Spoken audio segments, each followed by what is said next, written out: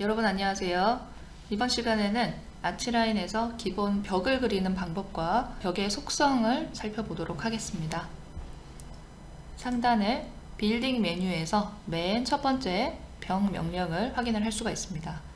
자, 이 벽을 그리는 명령이 이렇게 나타나는데요. 하위 이 콤보 버튼을 누르게 되면은 벽을 그리는 드로잉 명령입니다. 풍선 도움말 보셔도 그리는 방법이나 명령의 사용 방법 이런 것들을 확인을 할 수가 있는데요. 첫 번째는 직선벽, 두 번째는 곡선벽, 그리고 세 번째 DWG 드로잉 위의 벽은 DWG CAD 파일을 불러왔을 때 이 벽의 정보가 선으로 표현이 되잖아요. 그 선을 이용을 해서 벽을 생성을 하는 방식이고요. 직사각형면과 스플라인 이런 형태의 벽을 그리는 명령이 있습니다. 자, 그러면은 벽을 이렇게 두 점을 찍어서 그리게 되는데요. 자, 우클릭하고 명령을 종료를 했습니다.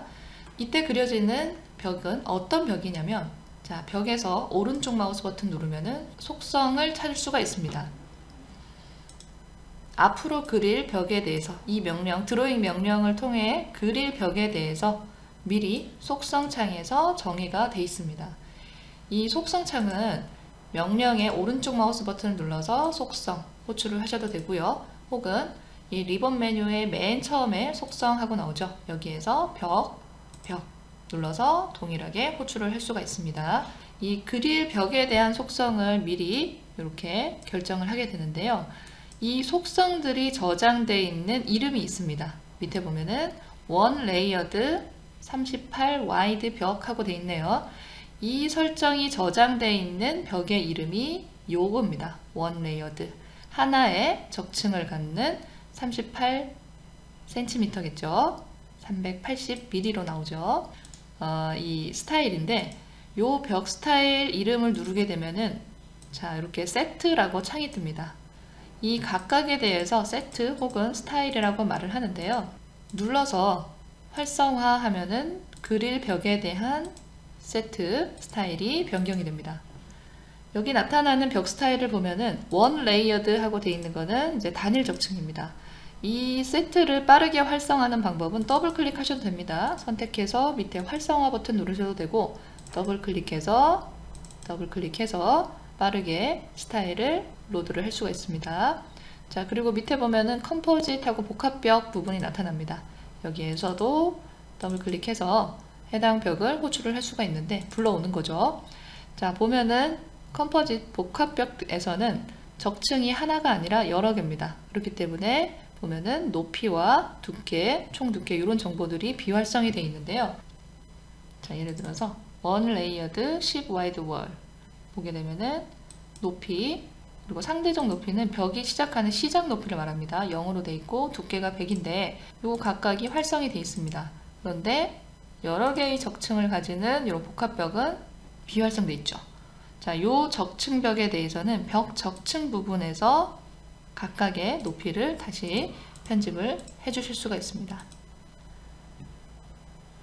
자, 밑에 보면 프레임 컨스트럭션 해서 이제 프레임 벽이 나오는데요. 팀버 200이라고 되어 있는 벽은 벽이 프레이밍 구조를 가지고 있습니다. 벽 프레이밍 속성을 눌러서 이 프레이밍 구조를 켜고 혹은 끄고 설정을 지정을 할 수가 있습니다.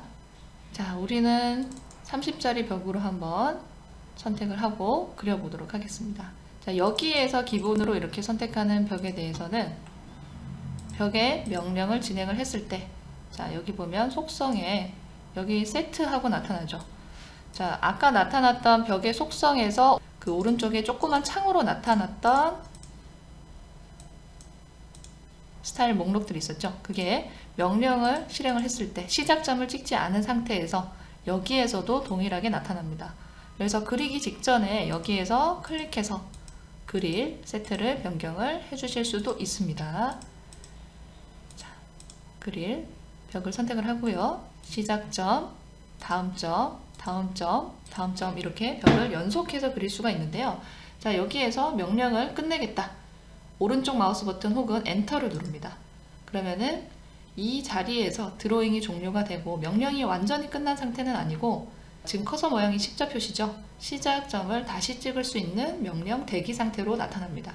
시작점을 다시 찍고 명령을 이어서 그릴 수가 있습니다. 자, 우클릭 혹은 엔터 누르시고, 자, 한 번 더 우클릭 혹은 엔터를 누르셔야지 완전히 명령이 종료가 됩니다. 명령이 종료가 됐을 때 커서가 화살표, 이렇게 하얀색 화살표 버튼으로 나타나는 것을 볼 수가 있습니다. 명령이 끝나지 않았는데 창을 옮겨서 뭔가 다른 작업을 진행을 한다던가 이렇게 시도를 하시려는 분들이 있는데, 명령이 종료되지 않은 상태에서는 다른 창에서 다른 작업을 진행을 할 수가 없습니다. 그래서 내가 작업하던 창에서 명령이 완전히 종료가 됐는지 항상 확인을 하고 활성창을 변경을 해주시기 바랍니다.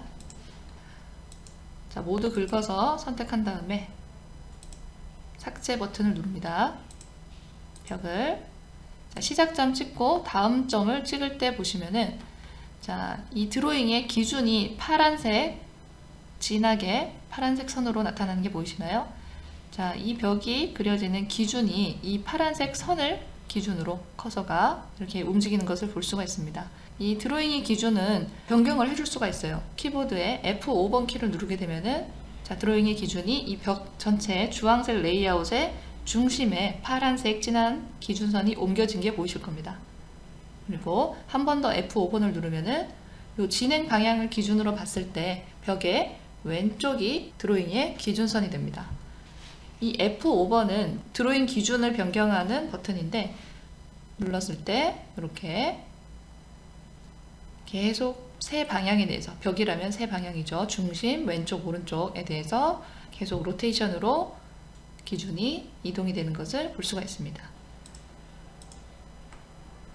자, 벽을 그리다가 실수로, 자, 명령을 끝냈습니다. 끝냈는데 앞전에 썼던 벽이라는 이 명령을 이어서 쓰고 싶어요. 자, 그런 경우에는 스페이스를 누르시면은 앞전에 썼던 명령을 이어서 사용을 하실 수가 있습니다. 자, 이번에는 벽의 종류를 바꿔서, 자, 12개짜리 벽을 그려보겠습니다. 자, 이렇게 서로 두께가 다른 벽이 그려졌는데요. 이 두께를 동일하게 설정을 해주기 위해서 벽을 선택하고 그려진 벽에 대해서 이렇게 왼쪽에 속성이 나타납니다. 그려진 벽에 대해서 이렇게 속성이 나타나는데요. 물론 이제 그려진 벽의 속성은 우클릭해서 속성 들어가서 여기에서도 볼 수가 있습니다. 벽의 속성은 3D 속성만 나타나는 게 아니라 2D, 3D에 대한 속성이 같은 속성 창에서 같이 나타나게 됩니다. 위에 보면은 2D에 대한 속성이 되겠죠. 이런 부분은 2D에서 보여지는 이 벽 선의 색깔, 선의 두께, 그리고 이 벽이 그려지는 레이어, 그리고 벽의 이 윤곽을 구성하는 선의 종류와 이제 우선순위 부분이 나타나고요.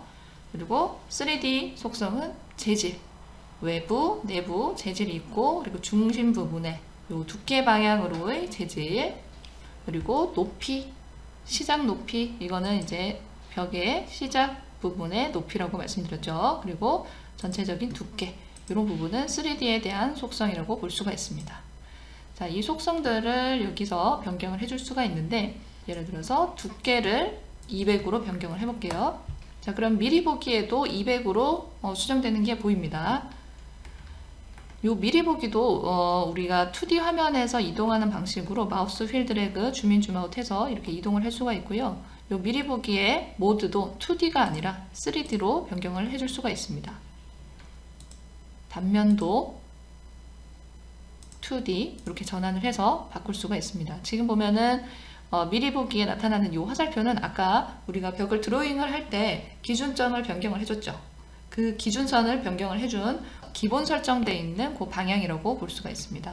3D에서도 이 기준에 대한 부분이 이 붉은색 면 형태로 이렇게 표현이 되는 것을 볼 수가 있습니다. 자, 어쨌거나 우리가 바꾼 속성은 지금 두께 속성이에요. 확인해 보겠습니다. 그러면은 이 벽에 대해서 두께 200으로 속성이 변경된 것을 볼 수가 있습니다. 이 벽을 선택했을 때 왼쪽에 나오는 속성, 여기에서 변경을 해주셔도 돼요. 여기서 150으로 한 번 더 총 두께를 변경을 해보겠습니다. 자, 그리고 지금 나머지 벽들은 300이고 300이고 얘는 100입니다. 이 나머지 벽들에 대해서 속성 복사를 해줄 수가 있어요. 자, 속성 복사는 여기 나타나는 우리가 변경했던 벽의 속성에 대해서 다른 벽에 그 속성을 복사를 해주는 기능입니다. 자, 오른쪽 마우스 버튼 눌러서 이 속성 복사, 여기 앞에 무슨 빗자루 같은 모양으로 나타나 있는데요. 이 속성 복사 사용을 할 수가 있는데, 위에 보면은 여기 똑같은 아이콘이 또 있어요.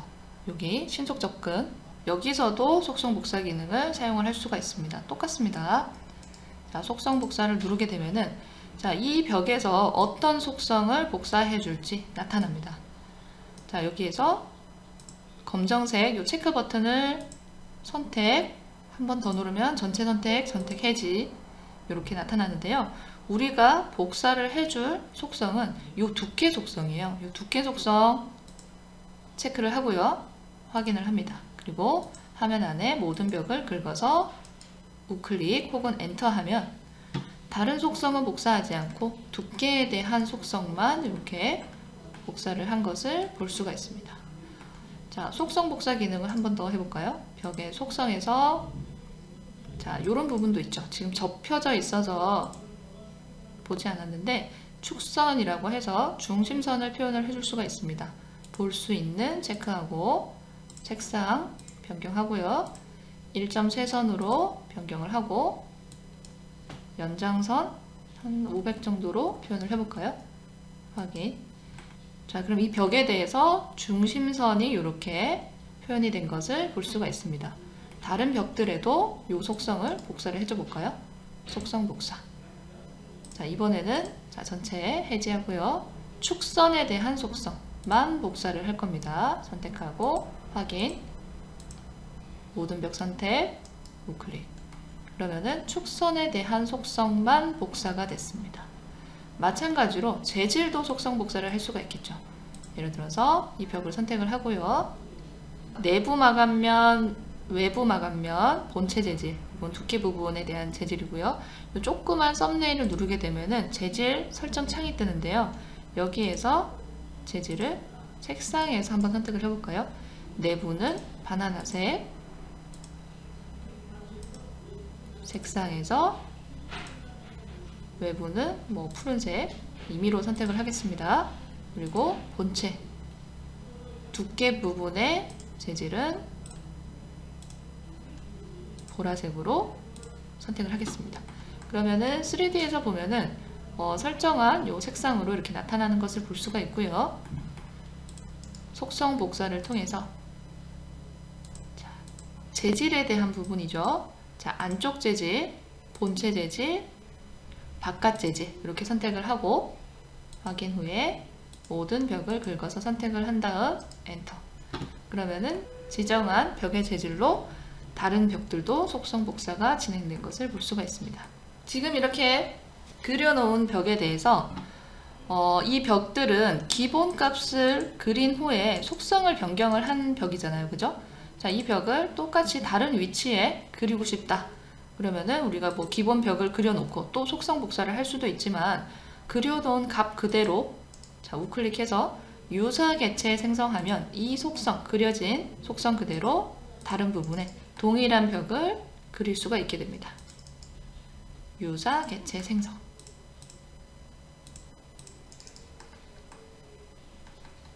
자, 물론 이 속성이 변경이 된 벽을 새로운 스타일 세트로 저장을 해둘 수도 있는데, 그 스타일을 만들고 저장하는 것은 이제 다른 강의를 참조를 해주시고요.